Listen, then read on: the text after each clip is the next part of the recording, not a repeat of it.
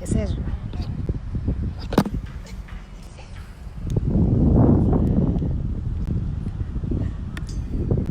Welcome to the Christy Sports Show, live to you here today from Foster Thornton Stadium here in Union Springs. We're so glad to have you here with us today on our old built scoreboard that was brought to us by Church's Chicken. It served us well for a number of years, but as many of you know, for the last 3 weeks it's not been working, and we've had to make do with turning our necks around and trying to see the score from up by the press box. So we're so excited to take your questions today about the new scoreboard. We're going to be talking to Coach Willie Spears, of course.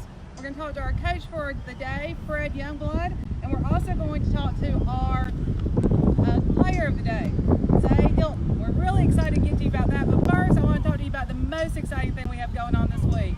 You may live in a better town, you may have a better football coach, you may have a better football team, you may even have a better school, but one thing you don't have better than Bullitt County, and that's a better homecoming. It's homecoming week here in Hornet Nation, and we're so excited. We have all the festivities going on this week, including parade Friday afternoon, and you can get your own Jinx, Crow, and Dixon footballs that we're going to be throwing out during the parade, so we're really excited about that. And the kids are super excited about playing homecoming this week. We have the best homecoming festivities in the state here in Bullitt County, and we're so excited about that. But first, we're going to give you an update too about the Hornets' success on this past Friday night. So the Hornets started, as you all know, if you've been watching the Christy Sports Show, we had a kind of a slow start to the season. We started 1-3 on the season. It looked like we might not be in good shape, but the last 2 weeks have brought us around. We're now 3-3 on the season. For the first time in school history, we're ranked number 25 in the state, and we're so excited about that. That's given the boys a lot of momentum. They're excited. They know they can win. If we win 2 more games, we're going to go to the playoffs for the first time in school history, and we are going to hopefully make it through the playoffs and win. When Coach Spears and his staff took over in June of 2018, the Hornets were ranked 59 out of 60. In a year and a half, they have taken us to be ranked 25. We've had the Player of the Week for WSFA, as we all know, a few weeks ago. And we are so excited about all the progress that's been made here at the Hornet Nation and here at Bullitt County High School. So we couldn't do it without the support and love of the family, of the players, and the family and friends of the Bullitt County Hornets. And we're so excited to have you here participating in that. So when we come back, we're going to give you an update on the scoreboard, which has not worked for the past 3 weeks. We will also give you this week's statistics brought to you by the Piggly Wiggly. And we want to thank Church's Chicken, which is Coach Spears' favorite place to eat, and because they are the sponsor of today's Christy Sports Show. So go by there, get you some chicken fingers when you get in town, or get you a COB sandwich. That's my favorite thing to get at Church's. So y'all go by Church's and thank our supporter, Church's Chicken, for the Christy Sports Show. When we come back, we're going to give you the statistics brought to you by the Piggly Wiggly. Okay. Now we're going to watch a little practice while we're getting down to our next part of the game. Our very own Kim Graham, she's got a new toy. We're learning some new technology. It's going to be a little steadier, hopefully, for those of you watching on Facebook Live. And hopefully we can figure it all out. But if not, maybe y'all will forgive us.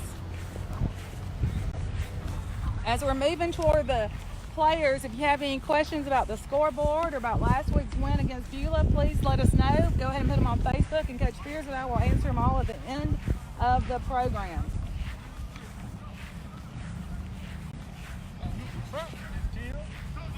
What? Go watch practice. I'll talk to this coach. Congratulations.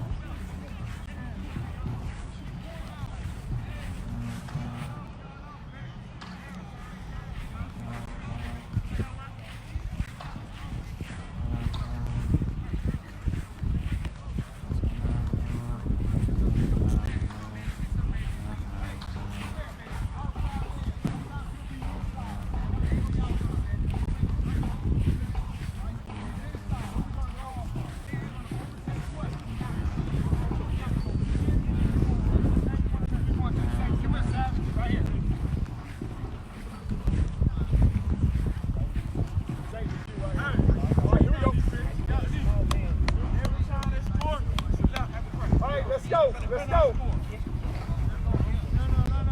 Hey, hold up. Hey, who there? Offset them so we can go faster. Hey, they're not coming this way, are Yes, they? they are. Oh my God. Okay. Hey, bring me that helmet. Josh, you're 10 yards off, Josh.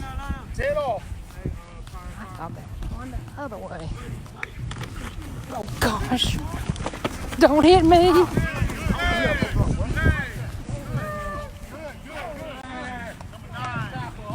You know.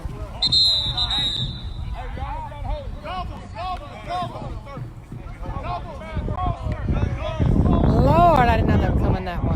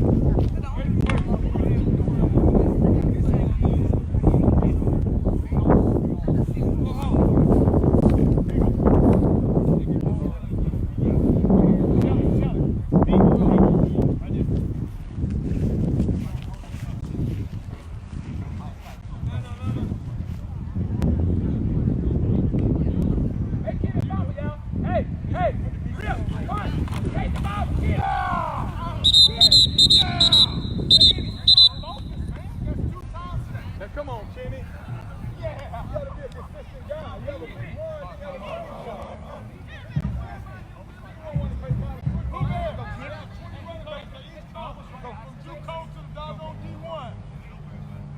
we need you to focus, lock in.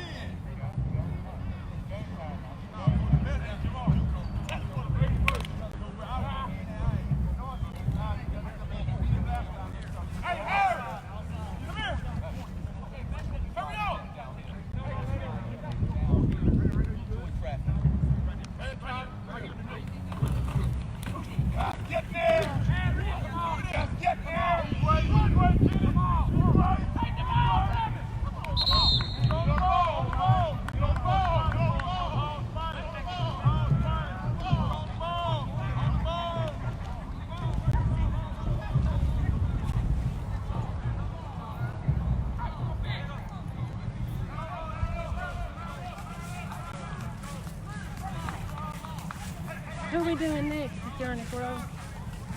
So we got some statistics that we're going to talk about all by myself up here. Okay.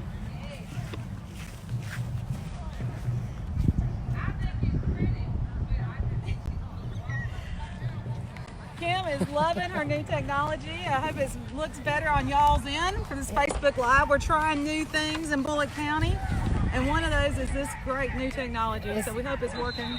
It's called a smooth cue. Yeah, it's going to make the filming a little smoother and hopefully a little more enjoyable for y'all. I can see a little better now. I can take off my sunglasses. So once again, thank you so much to all the alumni that are coming home this weekend for homecoming. We're so excited about seeing everybody come home and join us for the Bullock County's homecoming. And we're going to talk about the statistics for Beulah's game. Now Beulah, this was an amazing game. You know, these kids are getting better every week. I think you'll see that this weekend against Prattville Christian.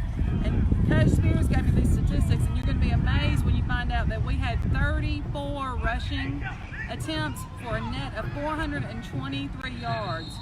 We were 100% on our passing attempts, and we had only 2 fumbles with 0 interceptions. We scored 48 points this week, guys. 48 points these kids scored.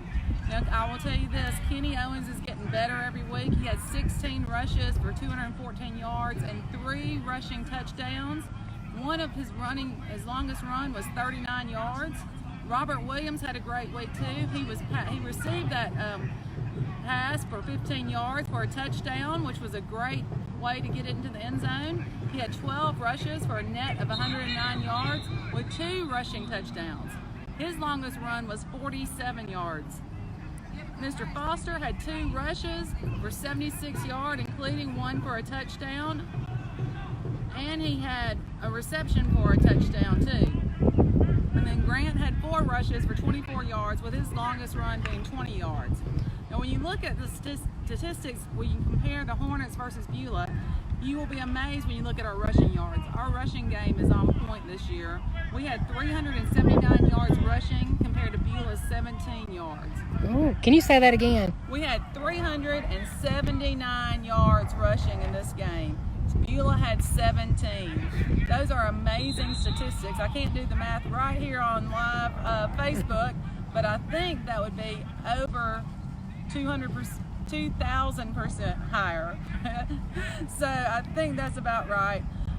And you know, the amazing thing, other thing is when you look at the total plays on offense, Bullitt County Hornets only had 35 total offensive plays. Beulah had 59. That means we held them to a lot fewer yards, even though they had 24 more plays than we did on offense. So that means our defense was showing up and doing a great job as well. Our total yards were 414 versus 133 for Beulah.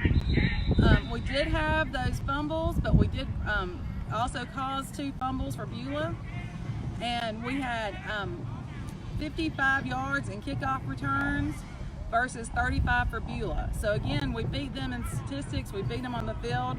Beulah came up and they were up 18-0 or 18-7 at the beginning of the second quarter. And then yet we came back and won 48-18. So we're going to talk to Coach Spears about all that in a few minutes. But first we're going to talk to our honorary Coach of the Week.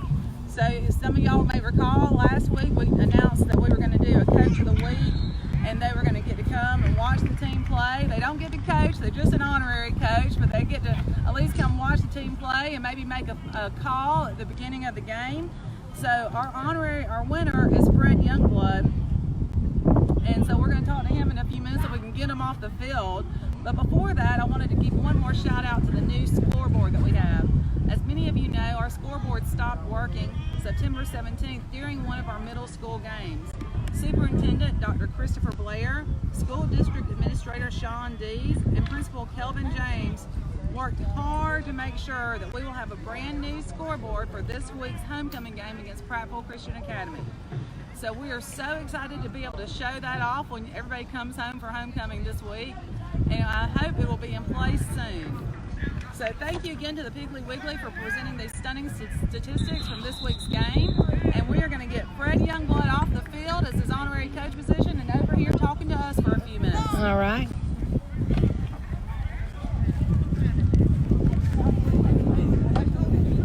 Y'all put me some hearts up while I'm walking. Throw me some love.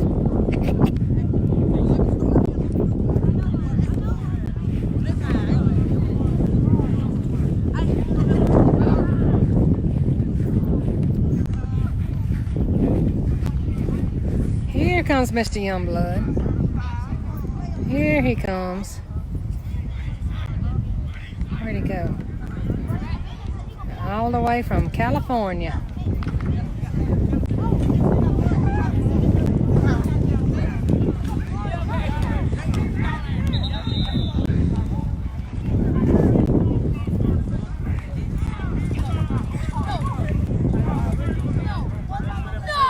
Huh? You're welcome. I'll be right there. I'm going to watch a few more plays and you get settled in with Miss Christy. Okay. And I'll be right there.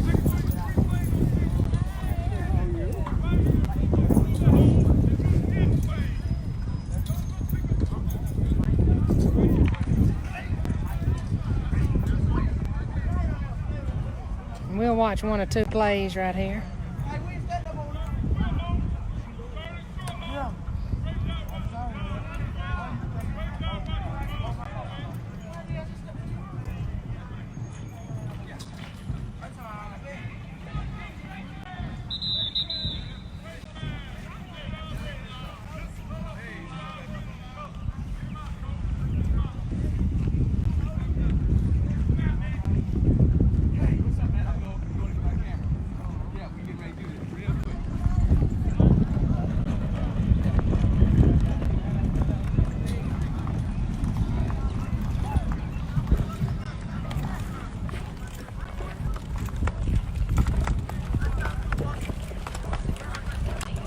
This is my new smooth cue.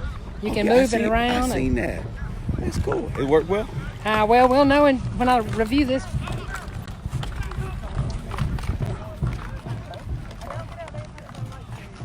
Okay, here we come. Got me the living, right? Yeah, exactly. Well, that's what I said about living in the South. Yeah. I gotta get this thing out and make a living.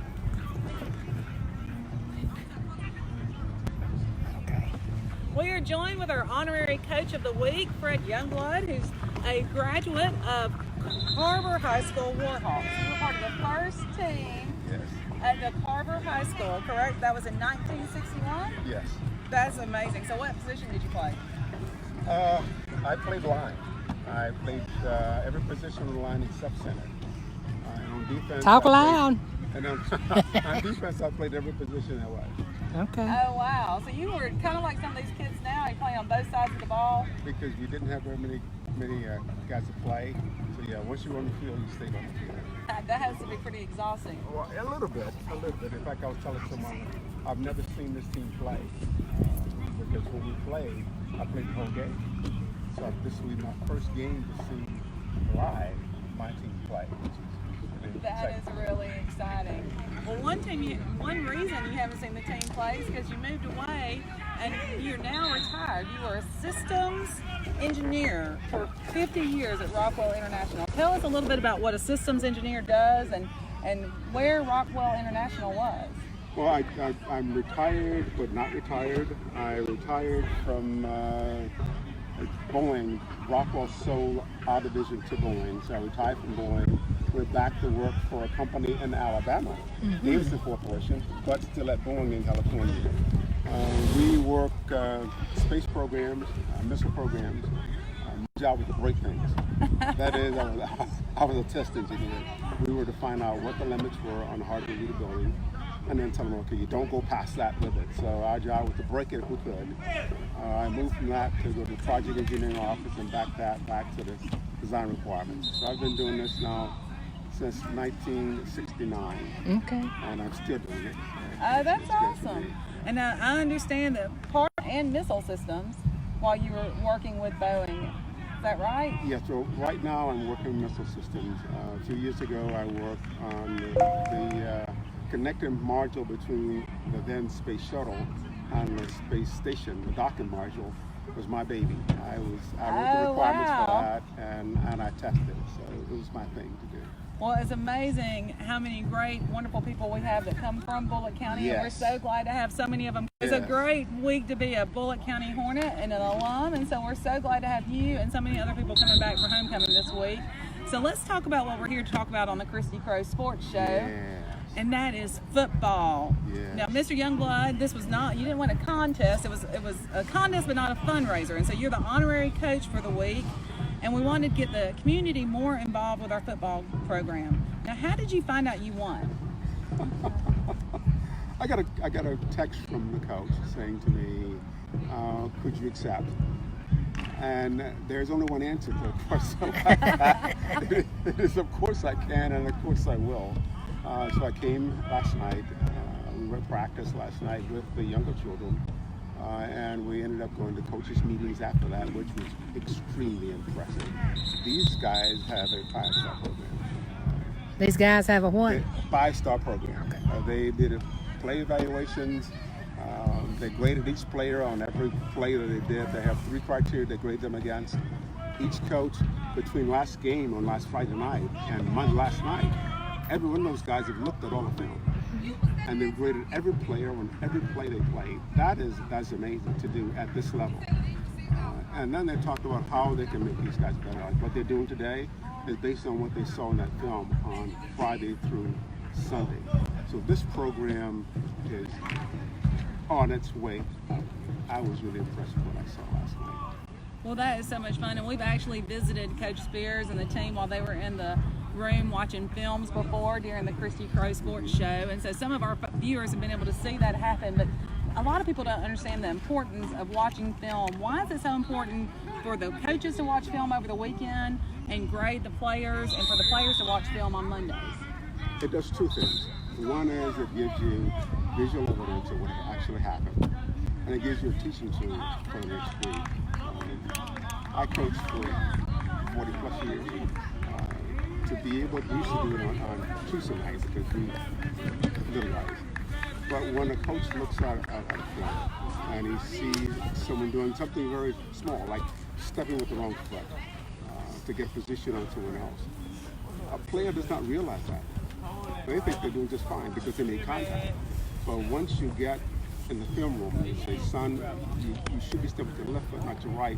And the reason for that is to get your shoulders around and get your hips around so you're facing the guy you're playing. It makes it easy for you to do the job. Then you can coach that technique at the next practice. Watching film has changed our game immensely. College level, most players watch the film of themselves. They watch film of the player they're going to play against. So next week, look at the tells of how this guy's going to move, what he's going to do. So they know going to the game, they know themselves as well as other players. So filming is a game of football now. It's become a science. Well, that is great to know, and it's also good for people out there that are watching this that may not know as much about football as you. Now, they didn't tell me, this wasn't in my script, that you were a football coach too. Now, I just knew that you were an engineer. Tell us about your coaching history. Well, when I left California and went to, so I left Alabama. I saw these little kids, 9, 10 years old, out playing football, and I said, I'm trying to I walked up to a guy and asked him, he started me, and I got in my blood. And then I coached the youth level, then I coached the high school level. And to me, it is a wonderful way to be together two young men. Teaching them how to do things correctly and why you do things correctly. At the same time, the right things in your body to be able to do the things that you asked to do. You cannot come out here hungry and so you got to eat right. And you can't come out here with a broken leg. So I used to tell my players in football season, skateboards goes away, you don't go skiing, you don't know things in football season. You do that when happy folks. But that, anything that's going to cause you not to play, you don't do. So it's a discipline within itself that I love to have. Well, that's great, and we know that Coach Spears and all the assistant coaches that he has certainly been trying to teach these boys more than just football, because this is more than a game, and I know that he's excited to have you here telling those stories this week too. So you've been an alum for over 50 years. What made you decide to come back after 50 years to see your team play? Well, it started, I guess, 2 years ago. 2 years ago when Coach Spears first came, and I looked at his bio, and I looked at some of the things he was doing, and I decided that I wanted to be a part of that.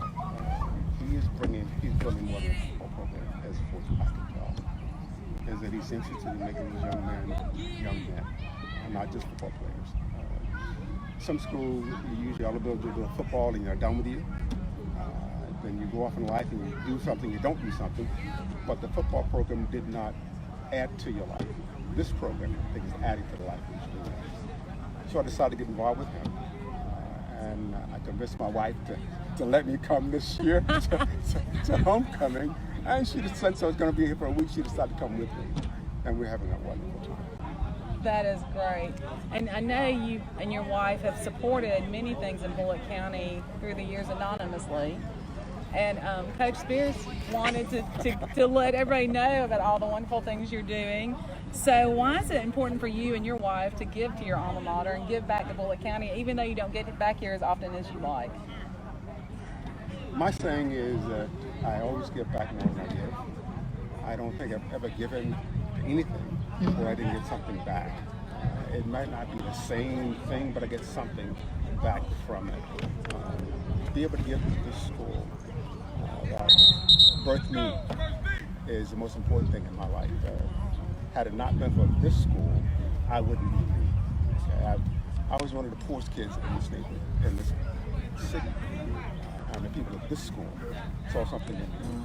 And they encouraged me to do things. We didn't have any money, I went to college. Sometimes we didn't have good enough clothes, but the staff gave me clothes. People used to give us wood to bring our clothes. So I know it's like to not have, and I know what it's like to have. It's much better to give than to hold. So So that's my philosophy. A work-life marriage to a woman, and let's be convicted. You know, there's a philosophy I think that the good Lord and Savior Jesus Christ advocated for as well. So thank you for following that and for giving back to this community. I know sometimes it's easy to see the needs immediately around you, perhaps where you are in California, and to be able to come home and know that you have given generously to the folks that helped you get along in life is really wonderful. And so one of the things that you did and that the school did is name the weight room for you. How does it feel to know that every day when these boys are working out in the weight room, they think about you?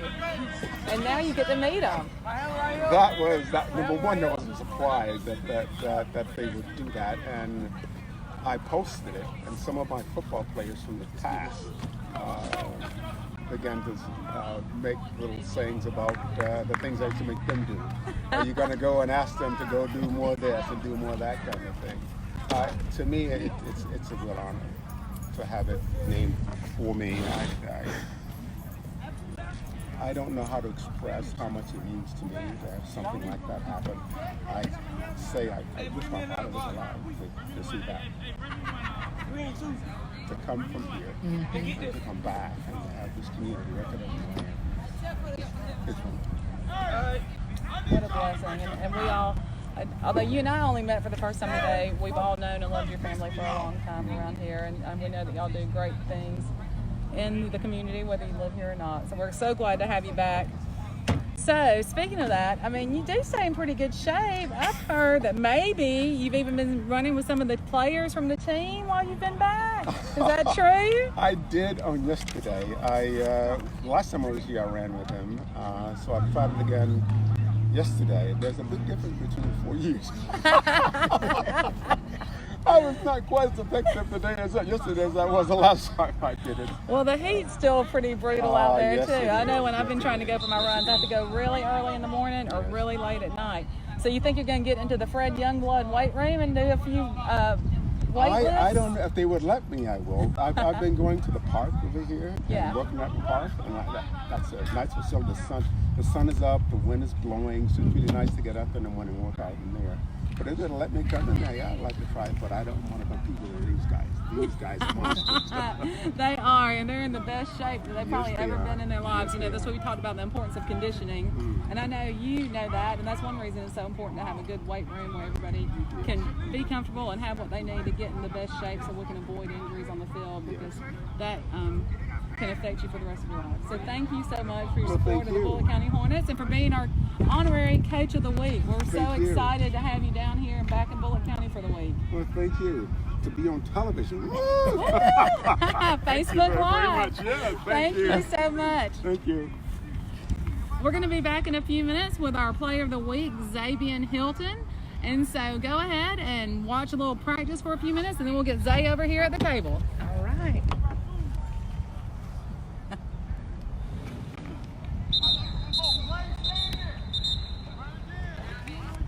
It's so dark.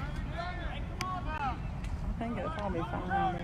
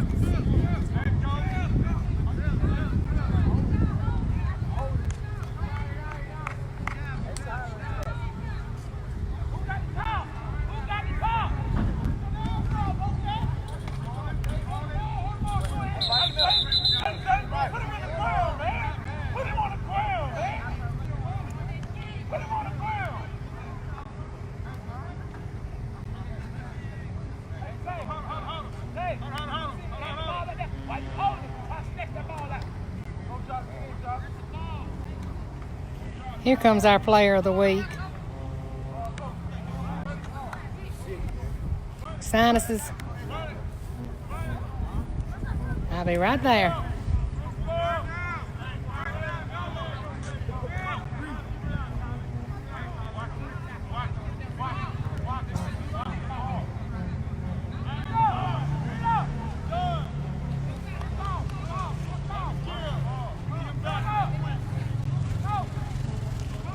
Come on.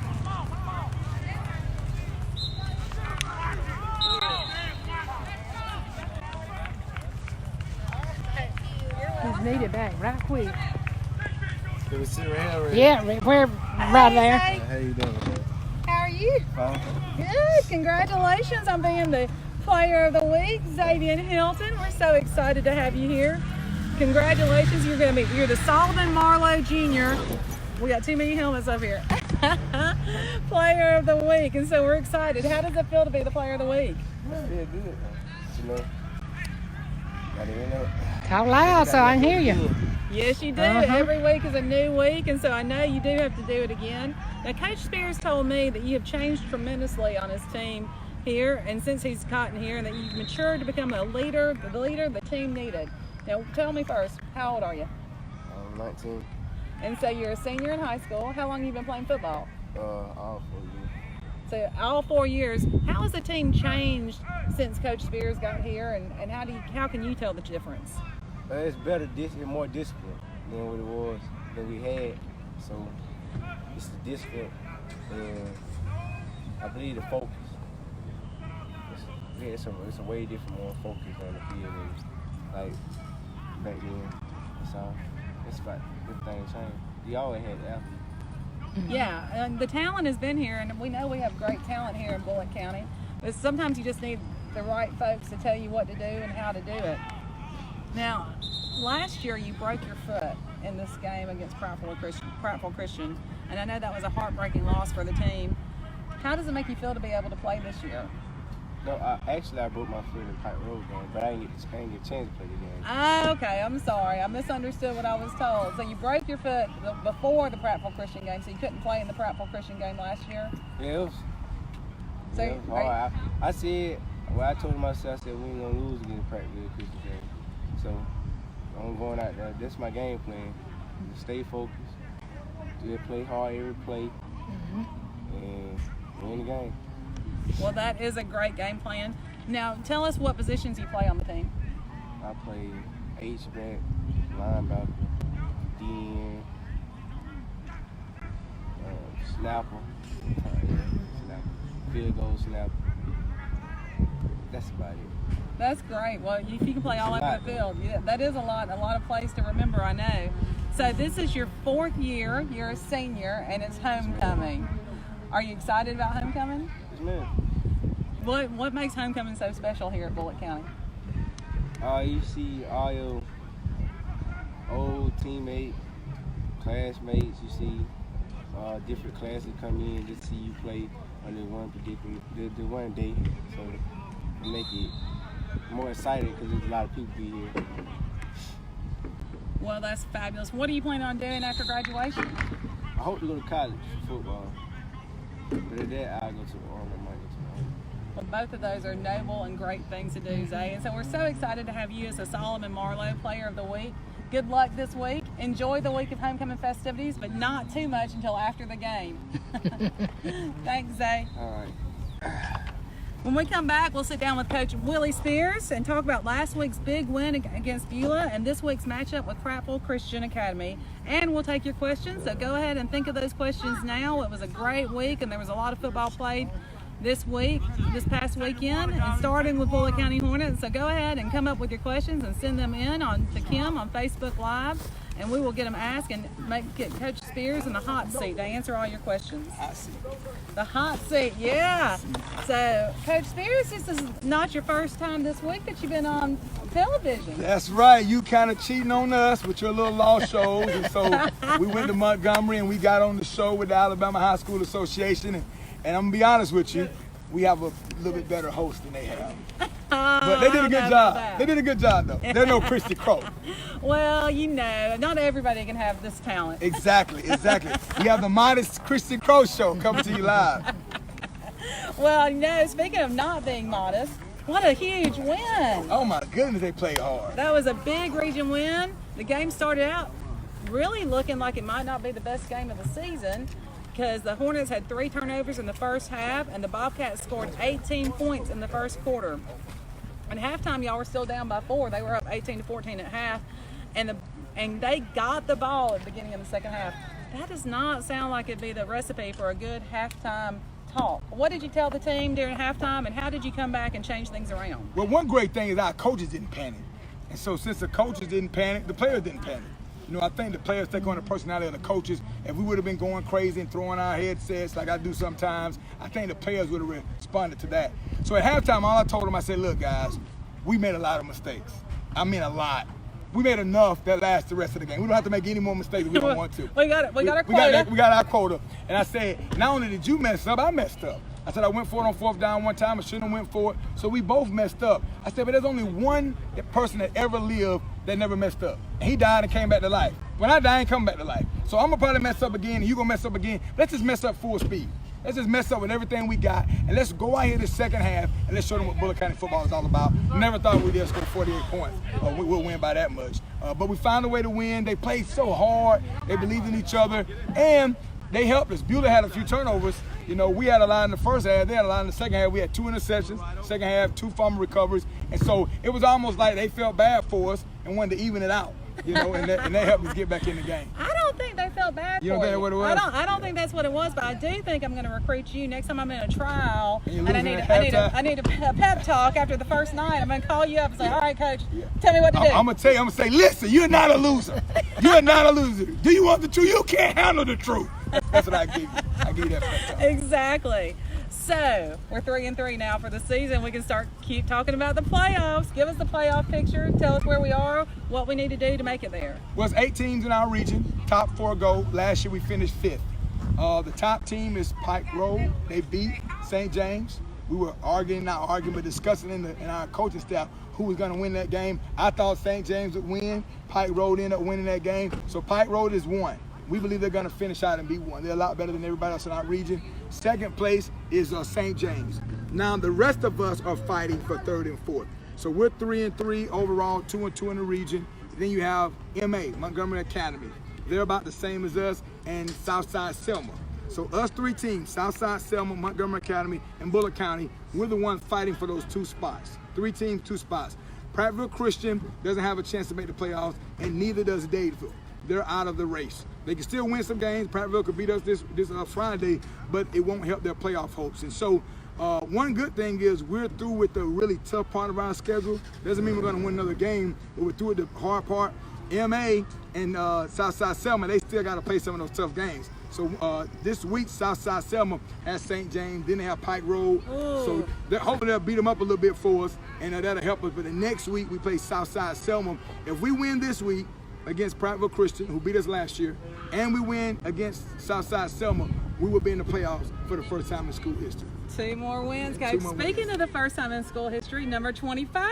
Yeah, ain't that exciting? You came in a year and a half ago. You were number 59 out of 60. That's not so good. That's not, but you can only go up, pretty much. Up. Unless you're Mississippi. Right, then you won down last month. So you can only go up from number 59 pretty much, and now you're number 25. How did that feel? Feels great. We told our guys, you go to Max Preps and you click on standings, there are 3 pages. The first page is 1 through 25.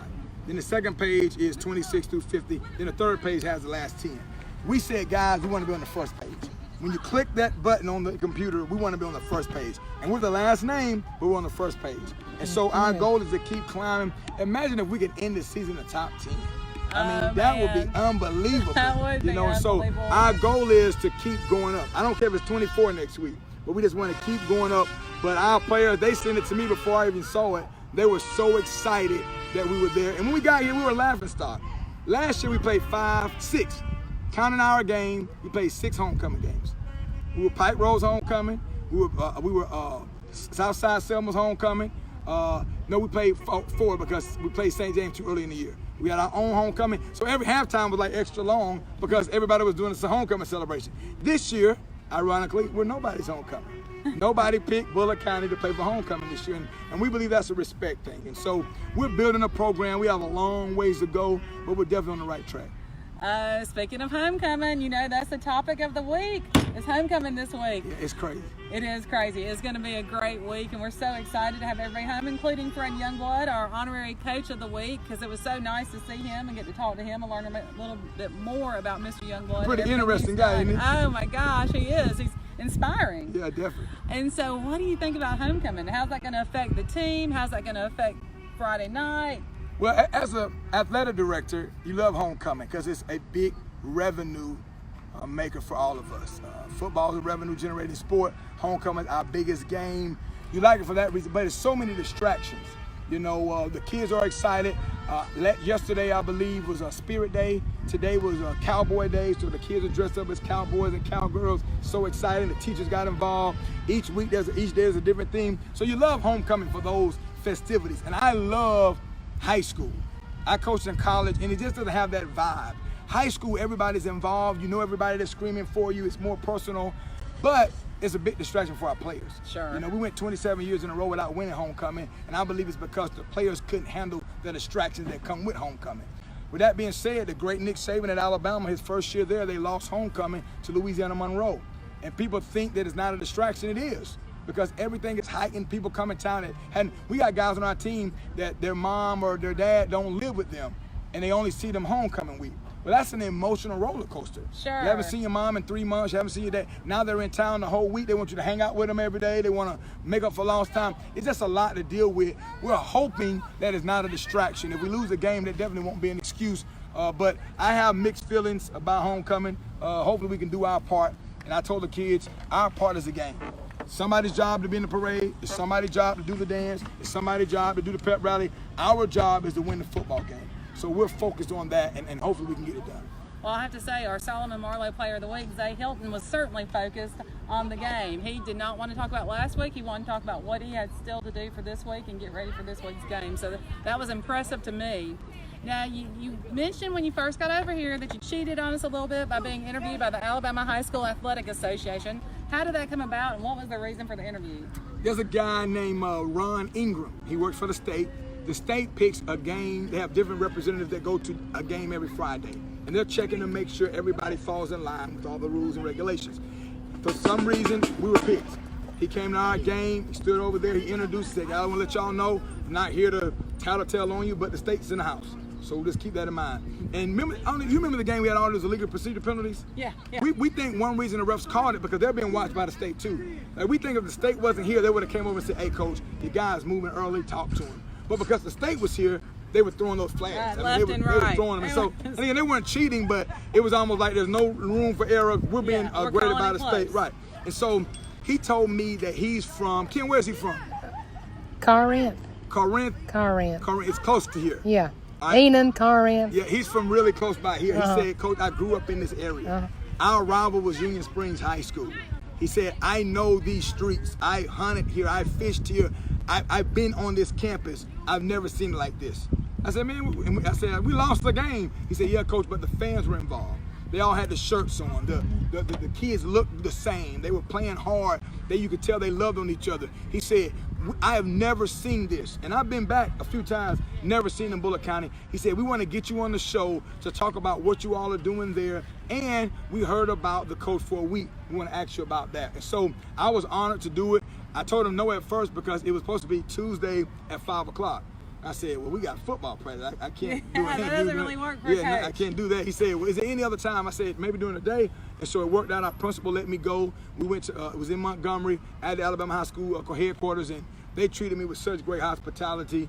It's big time, you know, and they have you, I don't even know who interviewed me. I'm in an earpiece, and some guys asking questions, and I'm answering the questions, and it went well. I hope we made Bullock County look good. That's my desire. And so it's pretty cool. They could have picked any team in the state, and they picked Bullock County. Well, congratulations, Coach. That is a huge honor. It says a lot about the program that you're building here at Bullock County and the respect that it's getting across the state. So really, congratulations. That's a huge honor. Well, thanks so much. Speaking of huge honors, I want to show you something.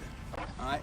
This right here, have you ever seen this before? I've seen it once or twice in the last week. This right here is our host, Miss Christy Crow, on the front page of the Alabama Lawyer magazine. And if you look inside right here, it says Alabama State Bar President Christy Crow with her husband, Van Wadsworth, and their children, Drew and daughter Jordan and Mary, son-in-law Brandon Hale. I mean, it's a big deal. It talks about Bullock County. So Bullock County is on the map in a lot of different ways. And I want to tell you, you guys look good. You got a beautiful family there. Well, thank you so much. You know, I did get to choose where I wanted to have the picture, and traditionally presidents do it kind of at the beach or someplace like that. And I said, no, I want to do it in my hometown. That's right. I'm so proud to be a lawyer here in Bullock County and represent folks here. And so I did it in front of the courthouse. I'm proud to be from here. That's and pretty so, cool. I almost want to get in trouble just so I can see you in action, but not that bad. You can see Not me that in bad. action. Just go, you know, have a car wreck or I something. got, It's a lot easier. see, somebody trying to make some money.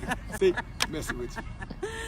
So we have not won a game at home, and we haven't won one while I was in attendance. So what do you think it's going to take for us to win this game against Prattville Christian, who beat us last year after we had a 20-point lead? Yes, last year was my fault. We were up 27-7.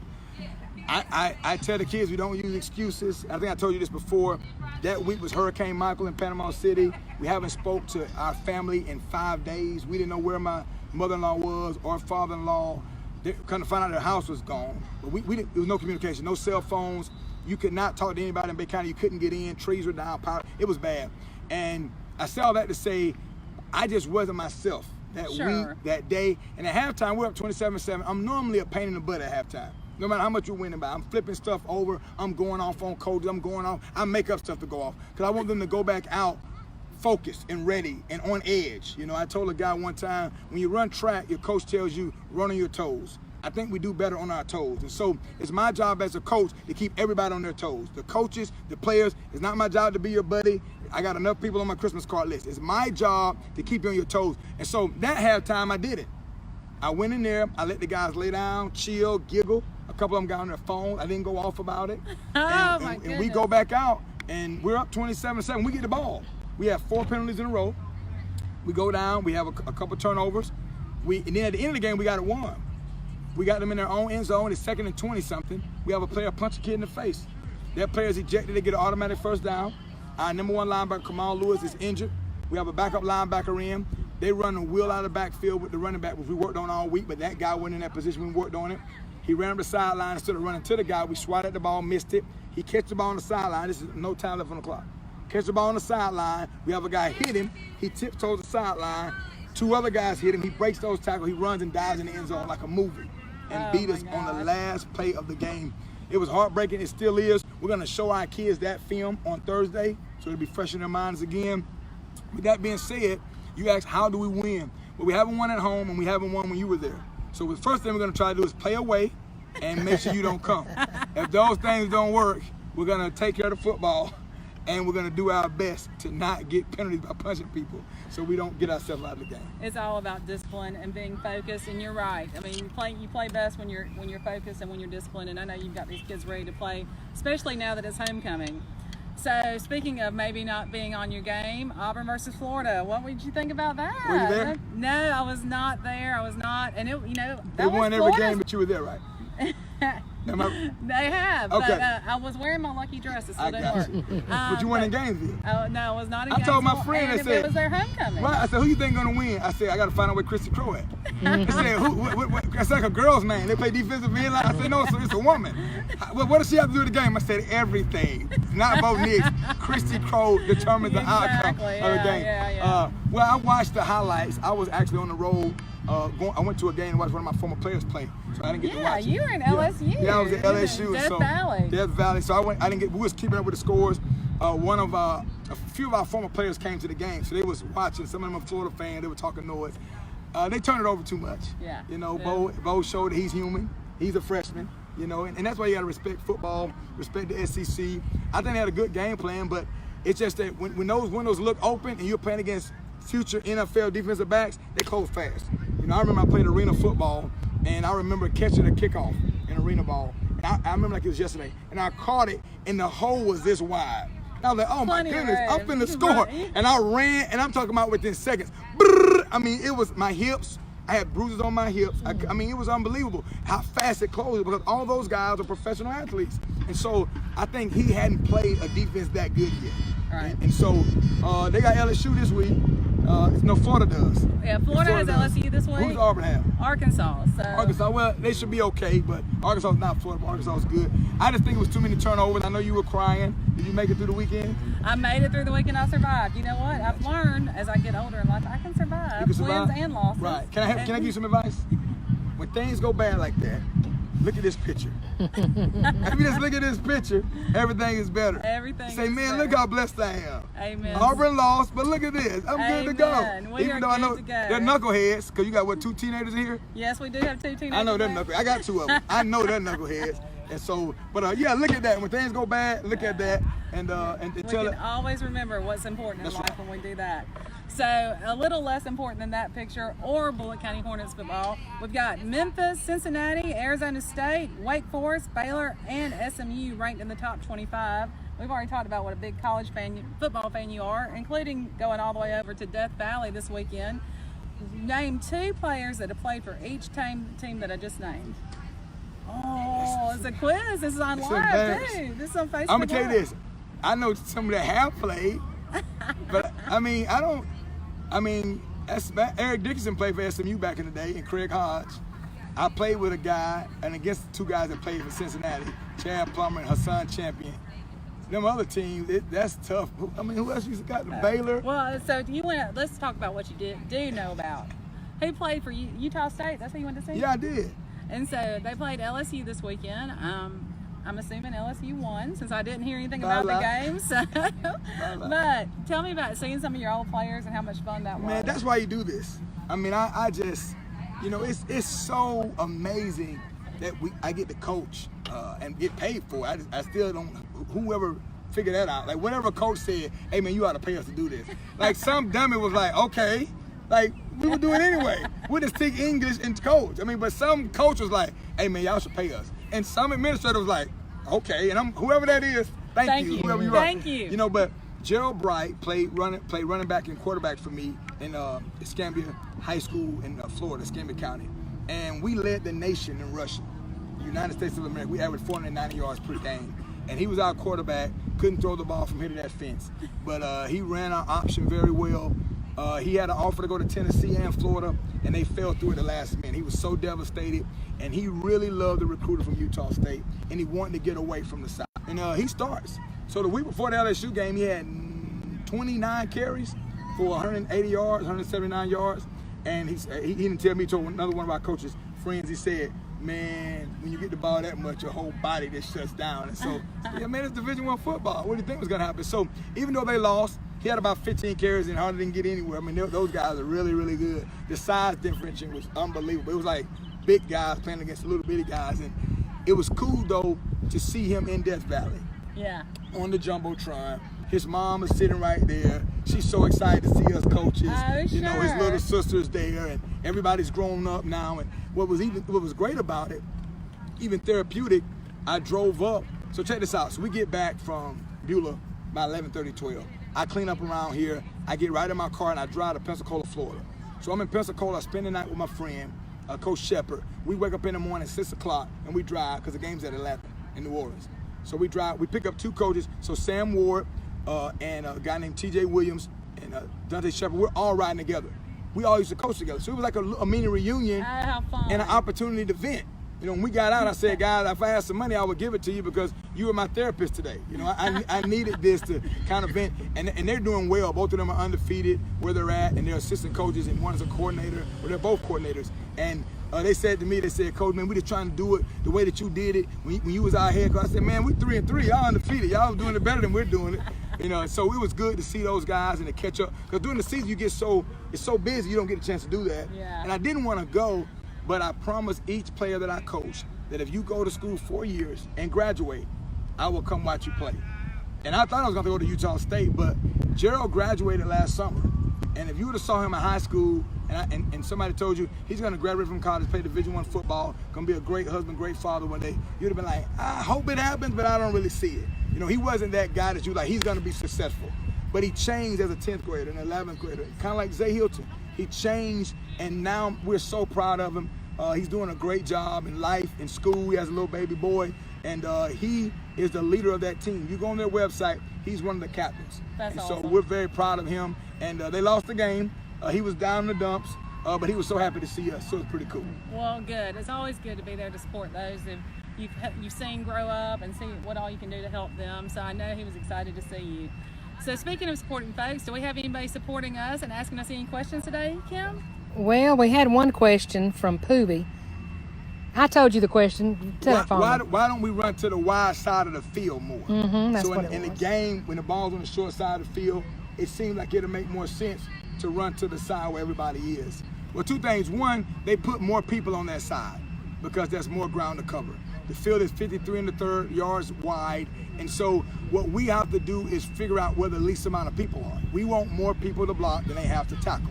So we split the field in half, and the side with the least amount of people, that's the side we run to. It's really that simple. The other thing is, if you break down the data, more big plays happen on the short side of the field than the wide side of the field. When the ball starts going to the wide side of the field, you have two guys that jump outside to make sure you cut it up. You're cutting it up to all the masses. When on the short side of the field, you can block one guy out of bounds. Now he's out of the play. So now you have one less guy that can make the tackle. And since we run the option, we don't block everybody. We read one guy and we pitch off another guy. So I know it's kind of confusing, but there's a method to the madness, and that's kind of what we do, why we do what we do. Well, and also, I know you've watched games and probably been in games where you run about 30 or 40 yards east or west, and you don't get anywhere. Right, exactly. Running east and west does not score points. And it's kind of like I told somebody once, they've been in a rocking chair. You rock for hours, but you don't move. There's a lot of movement, but there's no progress. And so running to the wide side of the field, it looks good, you fancy, you moving, but you're not getting anywhere. So the goal is to move the ball up the field, and really the fastest way to do that is go up the middle. It's not entertaining to the fans, but the fastest way is up the middle. You wouldn't think it is, but that's the fastest way. In math, they told us the shortest distance between 2 points. is a straight line. So Yeah. I'm not great at math, but just run a straight line and we'll get yards. Yeah. So. Well, it just kind of depends on who's in that line between you and where you want to go. Right, if it's a 300-pounder, it may be kind of tough. Exactly. Do we have any other questions, Kim? No. All right, we're going to have to ask a little bit about SEC football then, if nobody else is going to ask us about the Hornets. Big games this weekend, Texas A&M and Alabama. Alabama. Oh, yeah. You know that's right. Yeah. Florida State versus Clemson. Florida State is turning around. I thought they were going to be horrible this year. I thought they would lose their coach in the middle of the season. But they hired this guy named Jim Leavitt. He used to coach at the University of South Florida, coached in Oregon, coached at Kansas State back in the day. He's come in and giving them a resurgence, and they're going to do good, but they're not going to be Clemson. Yeah, that's going to be a tough one to beat. I mean, Clemson's not as strong, or they didn't appear as strong in the North Carolina games as maybe they have been in past seasons, but they're going to get stronger every week because they don't have injuries and they don't have the tough schedule that some of the SEC teams have. But let me tell you this, if Florida State beats Clemson, it'll change everything. It's so I'm going to be honest, I've been to Clemson, I've been to Florida State. Like I've been with Bobby Brown just like this and Dabo Swinney. You know, I haven't been there with Willie Taggart, the new coach, but I know a lot of people that we got a lot of mutual friends. I said that to say this. I like both schools, but it'd be best for college football if Florida State won. It would be making things a lot more interesting. Exactly. So I hope they win, but I don't see it. Speaking of seeing, I can see now. Well, I can see that the sun was right in my eyes. Notre Dame versus USC. Notre Dame's defense looked amazing against Georgia. You know, I think they were a lot stronger than I thought they would be. Me too. I think Notre Dame's going to beat USC, and I think USC will have to try to find something. They're not going to get it done this year, so I take Notre Dame. And final one, you were just there on Saturday, Florida versus LSU under the lights. I was not impressed with LSU. I wasn't impressed with them football-wise. I love Ed Orgeron, though. I wasn't impressed with, like, when you go to an Auburn game or Alabama game, Florida game or Florida State game, the pageantry around the game is amazing. It was none of that LSU. Now I know they're playing Utah State, and I know it was a day game, but it was like boring. Like we could easily find a place to park. There was no frat houses. Like you go to a Florida State game or Florida game, it's loud all day. Yeah. I don't care what time the game is. I don't care who they're playing. It's ridiculous all day. And so I wasn't impressed with that. I was very impressed with their facilities though, and their hospitality was great as well. I really believe Florida's gonna win. I know it's in Death Valley. I know it's at night, but I really believe. I didn't think Mullen was that great of a coach. And I think I was wrong. I think he's really the real deal. I think he's a little bit better coach than than Jimbo, to be honest with you. And I think Jimbo's a top coach. So with that being said, I'm going to pick Florida in a close one in Death Valley at night. That's a good coach. That's good coach's call right there. And I will tell you one person that will never appear on the Christy Crow Sports Show, Ed Orberon. I couldn't understand a word he says. He can't talk. He can't talk. Hey, no shit was funny. In the game, he was on the Jumbotron, and no lie, he said, yeah, go Tigers. And the whole crowd laughed. Like, it was almost like they did it as a joke. The whole crowd was like, what'd he say? Like, everybody was like, what'd he say? What? I mean, he's Cajun to the heart. Yes, and that's how you get that job. No lie, I didn't interview, but I got a call, and I called about a job down there in Louisiana.